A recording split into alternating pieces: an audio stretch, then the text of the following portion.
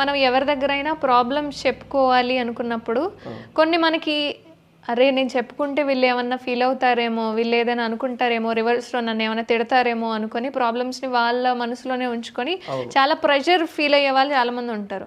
చర్చిలలో పాస్టర్లకి ప్రాబ్లమ్స్ చెప్పొచ్చు, సింగిల్ గా వెళ్ళి ప్రాబ్లం క్లియర్ చేయొచ్చు. కొన్ని మూవీలలో కూడా చూపించారు పాస్టర్ నేను ఇలా చెడ్డ పనే, అది దుర్మార్గమైన పని అయినా సరే ఎక్స్ప్లెయిన్ చేస్తూ ఉంటారు.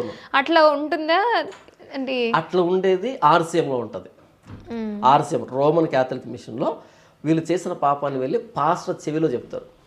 అటువైపు పాస్టర్ ఉంటాడు, విండో ఉంటుంది, ఒక తెర ఉంటుంది, ఎవరు ఏంటి అనేది తెలియకుండా ఇటువైపు చెప్తారు కదా, నా పేరు జాను, నా పేరు మార్కు, మాథ్యూ అని చెప్పి. మరి ఈ తెరలు ఇవన్నీ ఎందుకు అంటే మేము చెప్తున్నది దేవుడికి అనే ఒక భ్రమ సృష్టించడానికి. ఓకే, అలా ఆయన చెవిలో చెప్పుకునేటువంటి పద్ధతి ఆర్సీఎంలో ఉంది. అందుకే దాన్ని మనం కల్ట్ అని పిలిచాం. అయినా మన పాపాలని పక్కన వాళ్ళతో చెప్పాల్సిన అక్కర్లేదు, ఎందుకంటే ఎవరు మంచివాళ్ళు లేరు ఇక్కడ. కాబట్టి మన పాపాలు ఇంకో మనిషితో ఎప్పుడు ఒప్పుకోకూడదు. అయితే ఒకవేళ నేను నీకు ఏదైనా తప్పు చేశాను, నీ విషయంలో పొరపాటు చేశాను, అప్పుడు నేను మీ దగ్గరకు వచ్చి క్షమాపణ అడగచ్చు.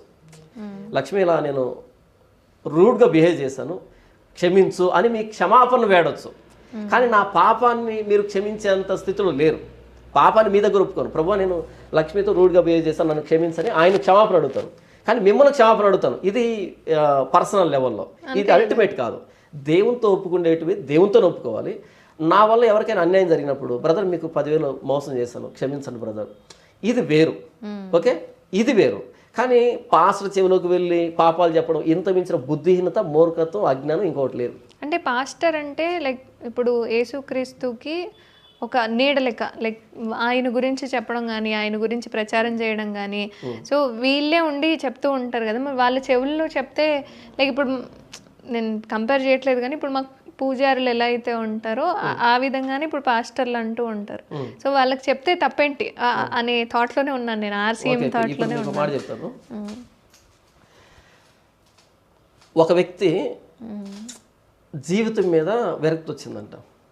జీవితం మీద విరక్తి వచ్చి ఇంతవరకు చాలా పాపాలు చేశాను, తప్పులు చేశాను, ఇప్పుడు ఆ పాపాలు కడుక్కుందాం, కొంచెం పుణ్యం సంపాదించుకుందామని తనకున్నటువంటి ఆస్తినంతా అమ్మేసి దాన్నంతా ఒక మూటలో కట్టి, అప్పట్లో బంగారు నాణ్యాలు, వెండి నాణ్యాలు ఉండేవి కదా, అలా మూటలో మూటలో కట్టి, ఓకే ఈ ఆస్తి అంతా నాకెందుకు, ఓకే ఈ ఆస్తినంతా తీసుకుని వెళ్ళి ఆ ఊరు చివర ఒక సాధువు కూర్చోన్నాడు. ఆయన జీవితాన్ని అవపోసం పట్టినవాడు, బాగా తెలుసుకున్నవాడు, ఈ సంసార బంధాల నుంచి బయటకు వచ్చినవాడు. ఆయన 10 మందికి మంచి మాటలు చెప్తున్నాడు, రోజు వచ్చినప్పుడు సూక్తులు చెప్తున్నాడు, జీవితాలు పరిష్కరిస్తున్నాడు కదా. ఆయన చేతులు పెడితే ఆయన 10 మందికి ఎవరికైతే అవసరం ఉందో వాళ్ళకి పంచుతాడు, అలా నా పాపానికి ప్రాయశ్చిత్తం జరుగుతుంది అని అనుకున్నాడంట. ధనాన్ని అనుకుని వచ్చి ఆయన ఆ గురువు గారు చేతులు దాపండి అంటే చేతులు దాపాడు. ఇలా ఆయన చేతిలో పెట్టి, గురువు గారు ఇవన్నీ బంగారు నాణ్యాలు, నాకు జీవితం మీద విరక్తి వచ్చింది, నేను చేసిన పాపాలు నాకు గుర్తొచ్చాయి, కాబట్టి ఈ ఆస్తినంతటిని మీ చేతిలో పెడుతున్నా, ఎవరికి అవసరం ఉంటే మీరు వాటిని పంచిపెట్టండి, మీకు నాకంటే బాగా తెలుసు కదా, మీరు నాకంటే ఉత్తములు గొప్పవాళ్ళు కదా అని చెప్పి గురువుగారు నన్ను ఆశీర్వదించండి నా కాళ్ళ మీద పడి కళ్ళు మూసుకున్నాడంట. ఆయన కళ్ళు తెరిచేటప్పుడు గురువుగారు లేరంట. గురువుగారు పరిగెడుతున్నారు, గురువుగారు అల్లం దూరంలో పరిగెడుతున్నారు. మోరల్ ఆఫ్ ది స్టోరీ ఏంటంటే, వీడికి సంపాదించడం తెలియక సాధు వేషం వేశాడు, బ్రతకడం తెలియక సాధు వేషం వేసి 4 మంచి మాటలు చెప్తున్నాడు. కానీ రియాలిటీకి వీడికి వనరులు చేకూరితే వీడికి మించిన పాపి లేడు, వీడికి మించిన దుర్మార్గులు లేడు. అంటే వీడు లేచేటప్పటికి మైండ్ మారుతుందేమో కాబట్టి ఇప్పుడే పరిగెడదామని పరిగెడుతున్నాడు.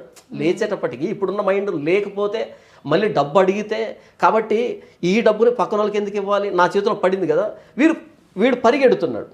అంటే ఇప్పుడు ఆస్తినంతా అమ్మి తీసుకుని వచ్చి చేతిలో పెట్టినటువంటి వీడు పాప, లేకపోతే అంతవరకు మంచోడుగా బిల్డప్ ఇచ్చి ఇప్పుడు పరిగెడుతున్నట్టు వీడు పెద్ద పాప మీ దృష్టిలో? పరిగెడుతున్నవాడే. కాబట్టి ఇప్పుడు నేను మీకు అర్థమయ్యేటట్టు చెప్తున్నాను. ఇప్పుడు నేను వచ్చి మీరు పాస్టర్ అనుకోండి, బ్రదర్ మీరు పాస్టర్ కదా, నేను పలానా తప్పు చేశాను నేను మీతో చెప్తున్నాను అనుకోండి, నేను చేసిన తప్పు చిన్నదై ఉంటుంది, కానీ మీరు పాస్టర్ రూపంలో ఉండి చేస్తున్నది నాకంటే 100 రెట్లు పెద్దదై ఉంటుంది, అది నాకు తెలియదు.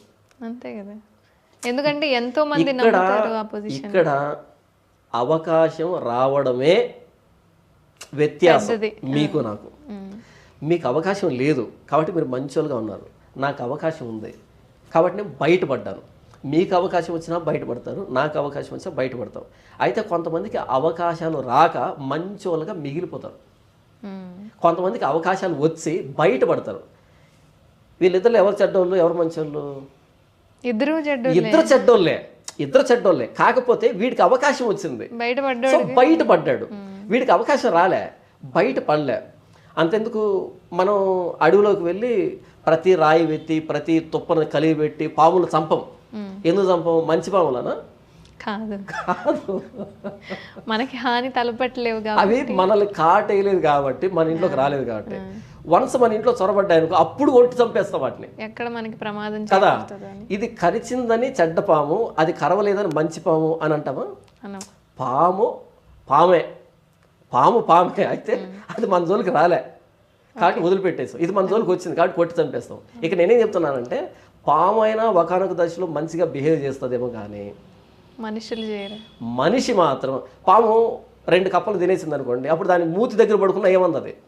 ఆల్రెడీ ఉంటుంది కదా స్టఫ్ లోపల, కాబట్టి ఏమంది? అది నిద్రపోతుంటుంది. పాము అయినా కొన్ని సందర్భాల్లో కాటేయకుండా వదిలిపెడుతుందేమో కానీ మనం పడుకొని నిద్రపోతున్నప్పుడు పాము వచ్చి పక్కకు వచ్చేది అనుకోండి, కరవదు, మన పక్కనే చుట్టుకుని పడుకుంటుంది. ఇదేదో ఒక పొద లాంటిది అనుకోని మనం కదిలి దాని మీద చేసినప్పుడే కరుస్తుంది అది. కానీ మనిషి మాత్రం మంచోడు కాడు, అస్సలు ఎవడు కాదు. నీతిమంతుడు లేడు, ఒక్కడు లేడు. అయితే కొంతమందికి అవకాశం వచ్చి బయటపడతాడు అంతే, కొంతమందికి అవకాశం రాక మంచోళ్ళు లెక్క కటింగ్ ఇస్తూ ఉంటారు అంతే. జాన్ పాల్ గారు మంచోళ్ళ? నేను అసలు మంచోని కాదు. మీరు కనీసం ఇమాజినేషన్ కూడా చేయరు ఇలాంటోడా అని. అలా అంటోండి నేను. అయితే ప్రభువైన యేసుక్రీస్తు అని అంగీకరించి ఆయనలో పాపాలు ఒప్పుకొని ఆయన చెప్పినట్టుగా బ్రతకడానికి నా శాయశక్తుల ప్రయత్నం చేస్తున్నా. నేను జూలో ఉంచబడిన సింహాన్ని, యేసు ప్రభు అనే ఆ కడ్డీల వెనకాల ఉన్నాను కాబట్టి మీరు నన్ను చూడడానికో సెల్ఫీ తీసుకోవడానికి పనికి వస్తున్నా, అంతేగాని నేను మంచి సింహాన్ని ఏం కాదు.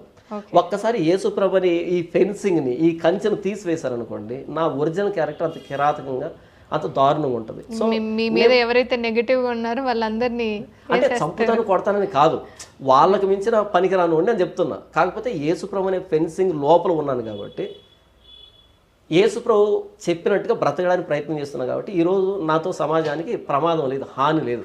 ఓకే, మంచోడే అని అనుకున్నారు. బేసిక్గా మంచోడేం కాదు, నేచర్ పరంగా మంచోడేం కాదు.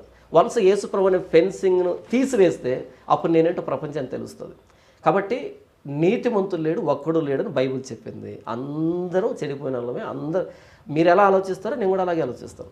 కాకపోతే కొంతమంది ఎక్స్ప్రెస్ చేస్తారు, కొంతమంది ఎక్స్ప్రెస్ చేయరు, లిమిట్స్ అంతే. కాబట్టి ఇప్పుడు నువ్వు మంచోడు చెడ్డాడు అంటే అసలు మంచోడిని అని చెప్పడం అంతమించిన పాపం ఇంకోటి లేదు.